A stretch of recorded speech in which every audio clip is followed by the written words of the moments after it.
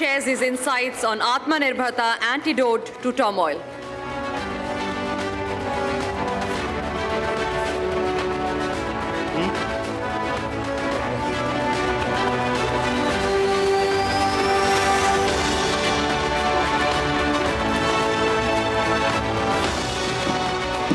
So, distinguished guests, ladies and gentlemen, let me first say what a delight it is to visit this campus. I've been to the CNN, BBC, and the Al Jazeera campuses, and this one is at least 1,000 times better than all of them. So, this is by far the finest campus of any news channel, and the newsroom is absolutely world class. I don't think there's a better newsroom than this anywhere in the world. So this demonstrates what the spirit of excellence, what great passion and commitment can do, and I'm truly delighted to be here, Arnab. So my compliments to you and your very dynamic, energetic, and vibrant team, which has built this institution with love and passion. Ladies and gentlemen, I'll take you back to 2014. At that point of time, I was Secretary, Department of Industrial Policy and Promotion. India was facing the twin balance sheet problem. There were huge debts on the balance sheet of corporates, and there were non-performing assets on the bank side. Indian economy was then termed as one of the fragile fives of the world. In the last decade, we've moved from fragile five to the top four. And in a year and a half, we'll be the top 3 economies of the world.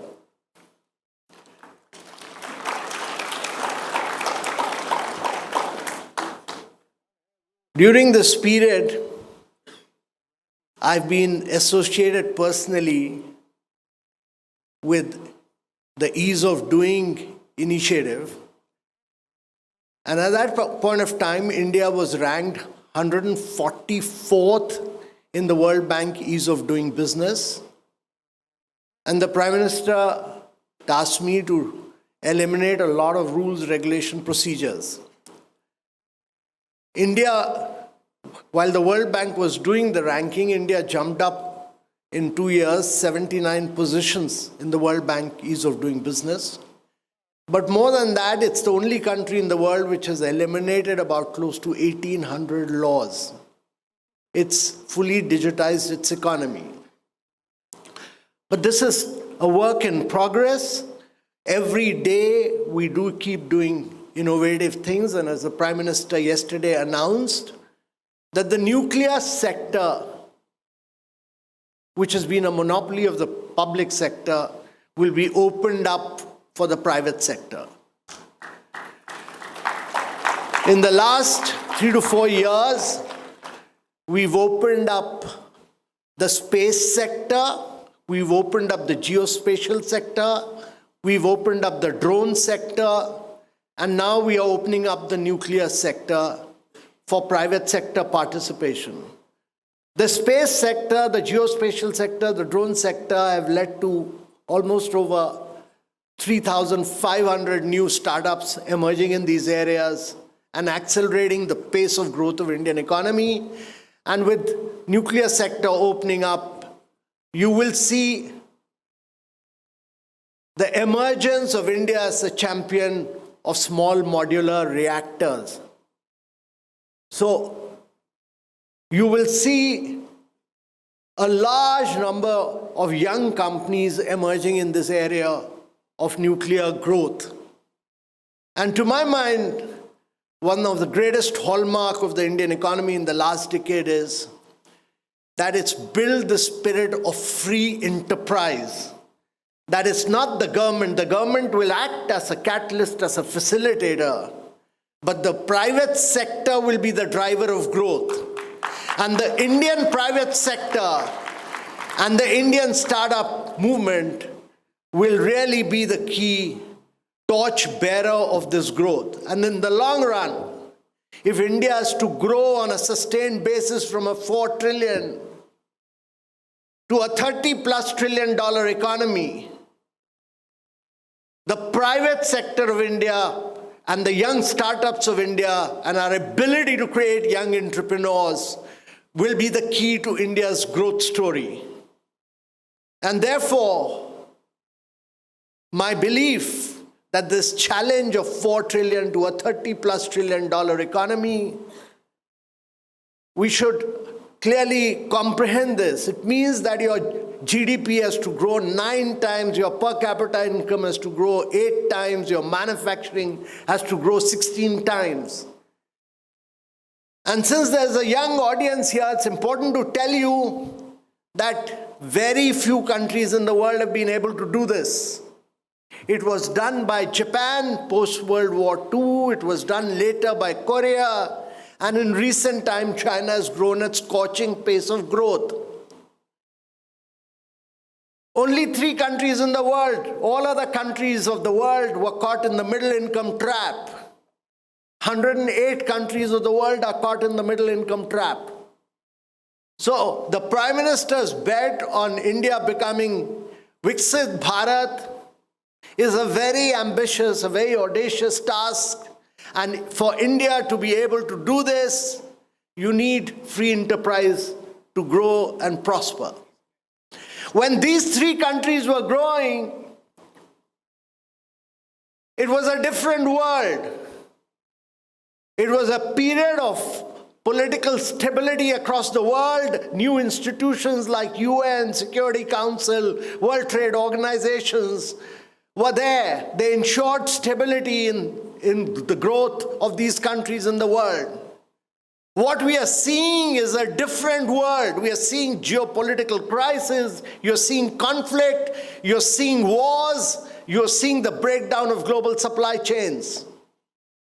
You're seeing a war in the heart of Europe for 4 years. You saw a war in the Middle East. You've seen over 180,000 people dying in Russia-Ukraine war. And you're seeing over 350,000 people dying in the Middle East. It's a different world. When Japan was growing, Korea was growing, China was growing, there was a post-World War II era. So first and foremost, we must understand that the period of stability across the world has come to an end. The period of stability has come to an end. There's a geopolitical conflict and tension on.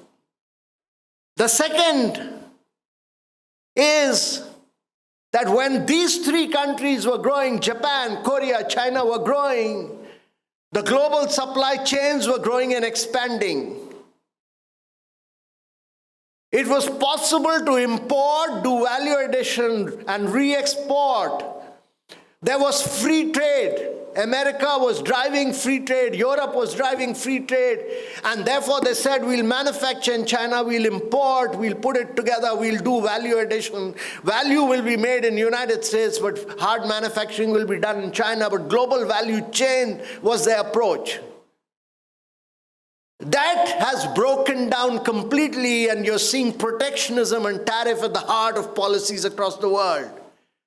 Trump is imposing tariffs, he's pushing for protectionism, Xi Jinping is responding with counter tariffs, and then, therefore, across the world, you're seeing a period of breakdown of global value chain with protectionism and tariff at the heart of it. But let me tell you, ladies and gentlemen, that in the midst of these 2 global crises, there is a third force. And we are all living in an era when the world is seeing the biggest rise in productivity and growth. And that is because of data, machine learning, artificial intelligence. We are seeing disruption which will enable us to solve problems which the world could never solve earlier. You can now improve learning outcomes, health outcomes, nutritional standards at a much more rapid pace because of the emergence of artificial intelligence.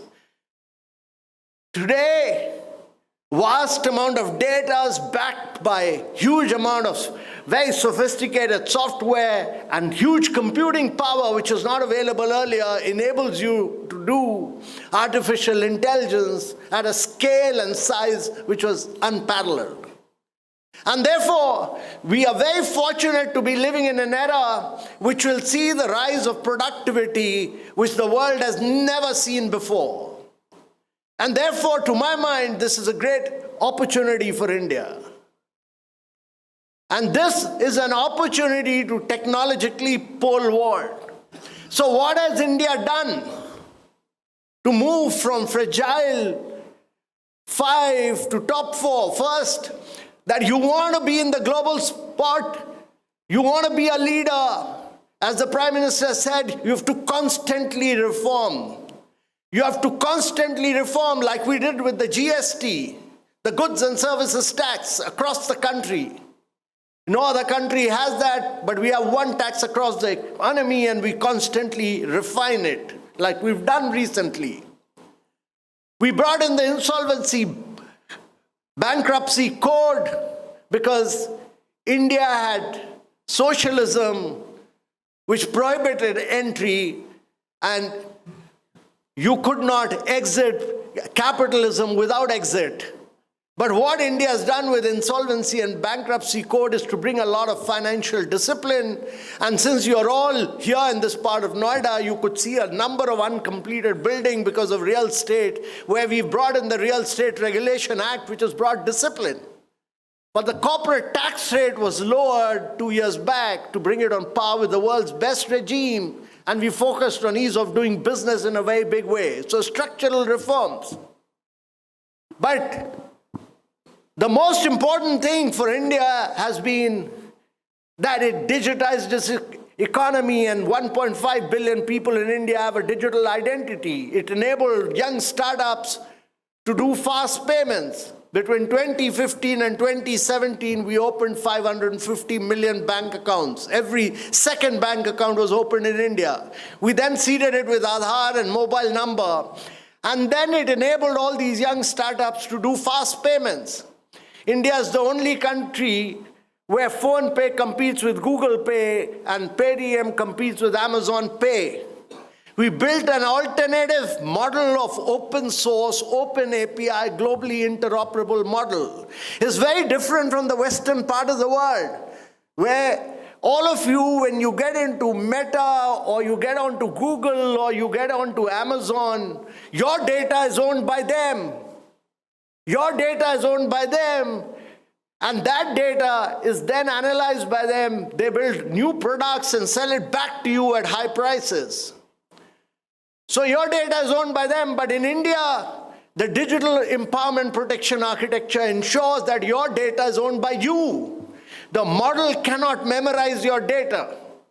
And that is why during India's G20, it was accepted that this is the model for the rest of the world, and the global south should emulate what India has done. So ladies and gentlemen, India built up an alternative model where we build the digital public interest layer, but we allowed private sector to innovate and compete.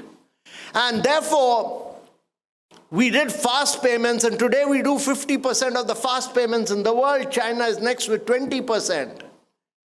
But then we had a number of young startups, MobiKwik, Pine Lab, etc., who started looking at the history of fast payments and provided credit. And then you had another set of startups, Zerodha, Grow Upstock, who took stock market to tier 2, tier 3 cities and rural areas. And then you had another set of startups like GoDigit and Echo, who took insurance to tier 3 and rural areas. So India does identity, credit, fast payment, stock market, credit, all within 30 seconds to 1 minute on the back of mobile. No other country does this. No other country does this, and that is why India leapfrogged, and during COVID period, we did 2.2 billion COVID vaccination without any paperwork. My daughter, who was living in San Francisco, was only doing paperwork. I haven't used my credit card for over 4 years now. I've never been to an ATM machine. The only time I used it when I went to visit her to hire a Uber vehicle. So in many of these areas, India has really pole vaulted digitally. And as the Bank of International Settlements said, India achieved in 7 years what it would have taken India 50 years to achieve. 7 years what it would have taken India 50 years to achieve. And we started, the cost of acquisition of a customer had fallen from what the World Bank says from $30 to 15 cents. From $30 to 15 cents, the cost of acquisition of a customer had fallen, and India became a more productive country in many, many ways. The third thing that has happened in India is that we built up huge infrastructure in the last decade. We've built up over 40 million houses, which is more than the population of Australia. We should try and understand and comprehend this. We do not understand this, that we've actually built a complete Australia within India. We've provided toilets to over 130 million citizens of India, which is more than the population of Germany. And we've provided piped water connection to 253 million Indians, which is more than the population of Brazil. But more important, we provided 120 million women of India cooking gas connection, LPG. They used to spoil their life by burning on firewood. So we've transformed the lives of women in rural India by giving LPG connection.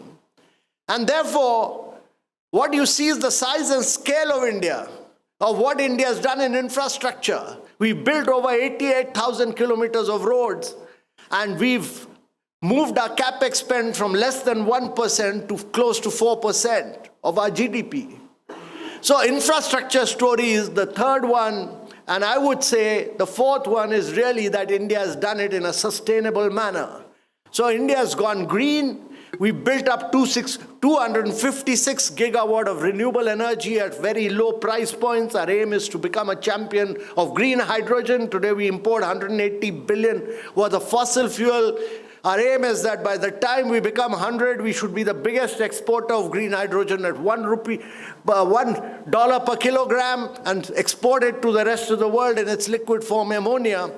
And therefore, the ambition of India is that it should grow and develop in a sustainable manner, because 50% of India is still to be built.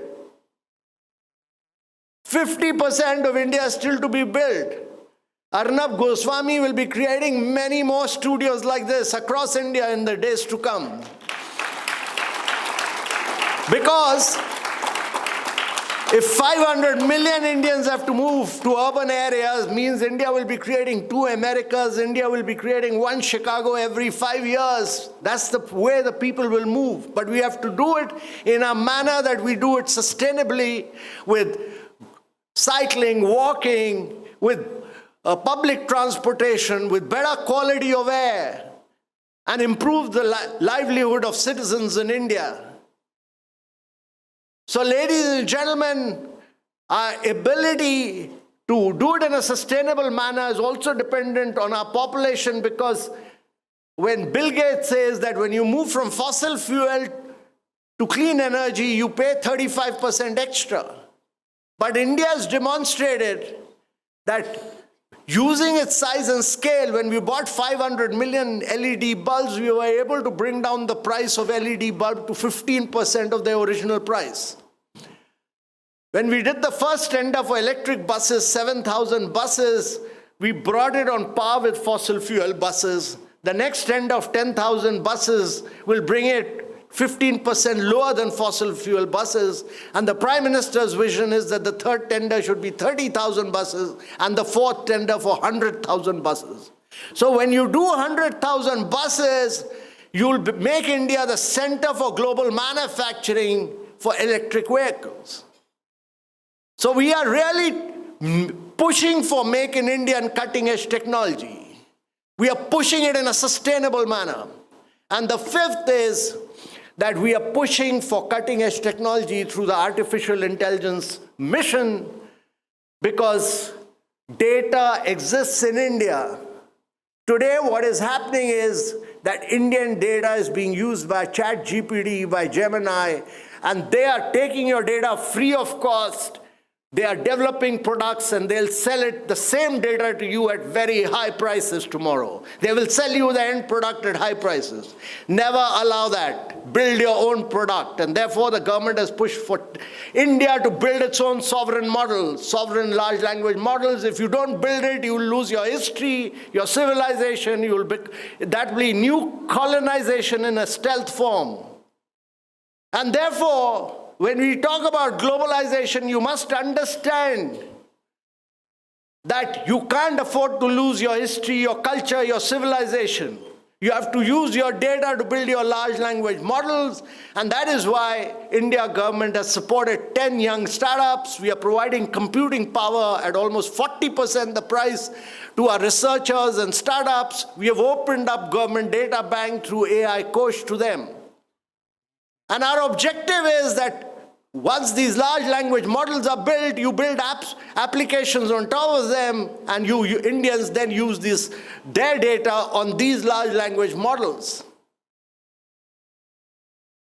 We've also launched the AI quantum computing mission.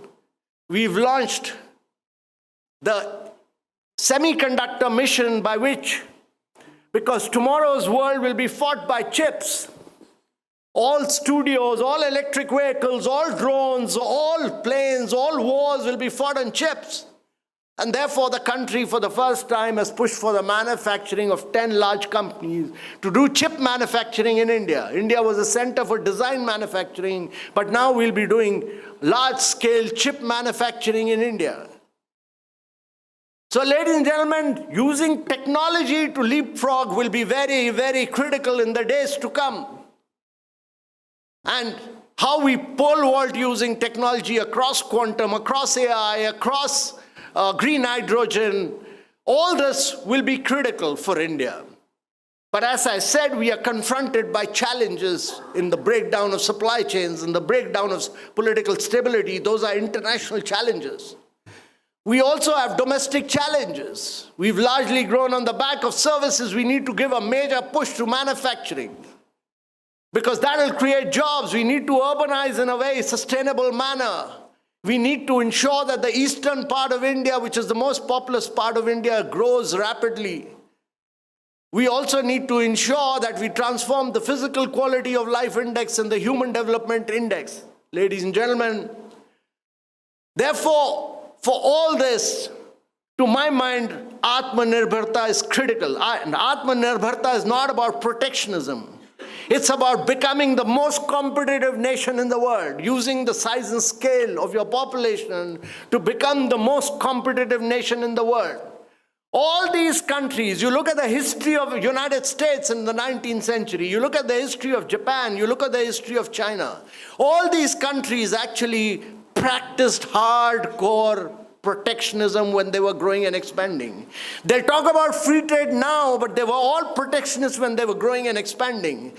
Today, in today's world, when they've grown and become highly developed, they're talking about free world. But they were all protectionists. Even today, it's impossible for India to export to China. We are a major importer of goods from China, but it's impossible to export. All non-tariff barriers. You try putting up an industry in Japan, it's impossible.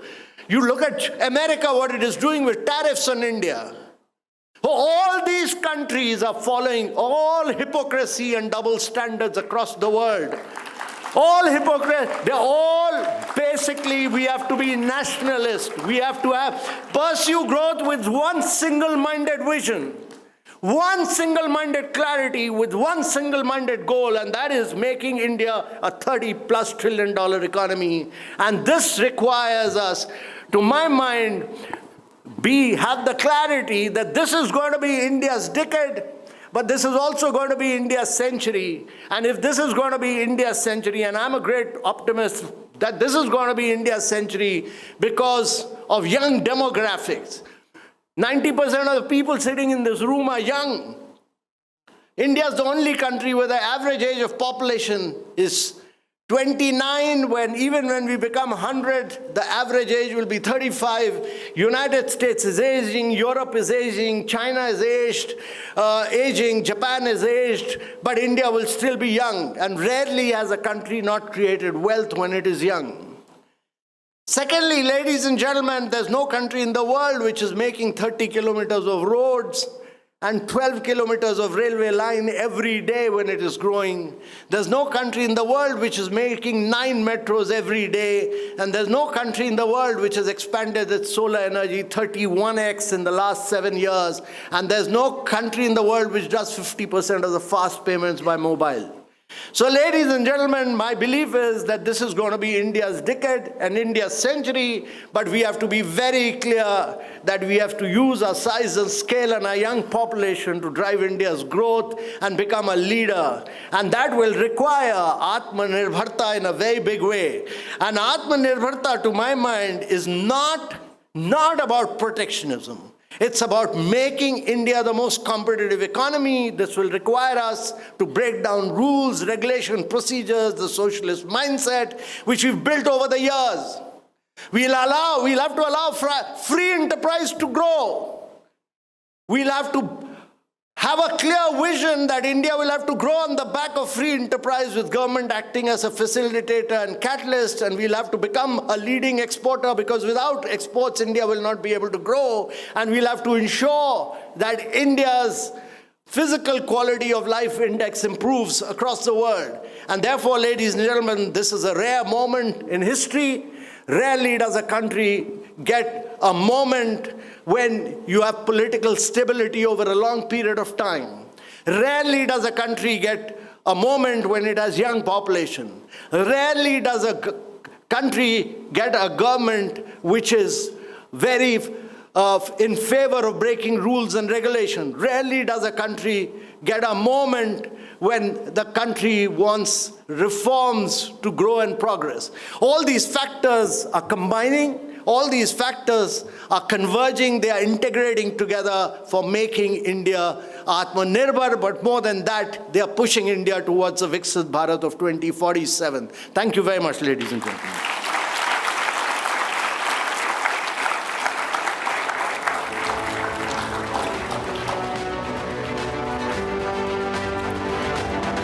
Thank you so much, Mr. Kant.